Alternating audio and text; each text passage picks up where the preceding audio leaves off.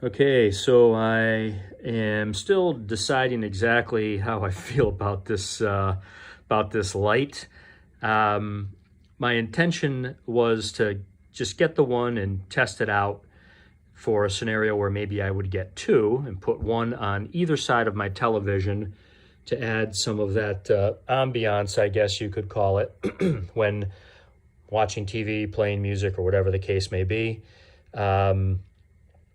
So this thing, well, number one, you have to keep it facing away from you, because if it's facing towards you, especially if you're using it in a scenario where you're going to put it on the entertainment center or something, it's going to be way too bright. So that's a non-starter. And then when you have it facing away from you, you get to stare at the label on the back here, which is not a sticker. This is etched in. So if you want to cover that up, you'd have to get a Sharpie or something and or some black paint and paint that out of there. Some other things that I don't like about this, one would be this switch.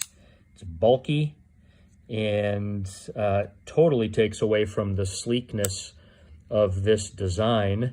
Would have been much better if they had a touch sensitive switch where you just touch it and it turns on or turns off, but no dice. This is the switch you are stuck with. It also plugs in the back. So if you have these facing away from you, say next to the TV, you're going to be looking at the plug in the back. You're going to be looking at the label in the back. You're going to have to deal or contend with this switch.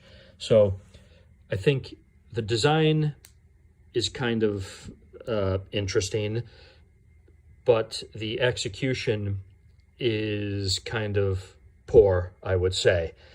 I have been messing with the music setting on this, and I use the Smart Life app to control this. So I can use the Smart Life app and turn this on, turn it off, put it to music mode, change the colors, all that stuff. And I found that in the music mode, even when I reduce the sensitivity, it tends to change colors very, very rapidly, and it causes something of a strobing effect. So it starts to wear thin pretty quickly. It starts to get, what would be the right word here? Dazzling, I guess, with all of that constant flickering of the colors. So not the biggest fan of this light, especially at $40. $40 is way overpriced for something this basic, this simple.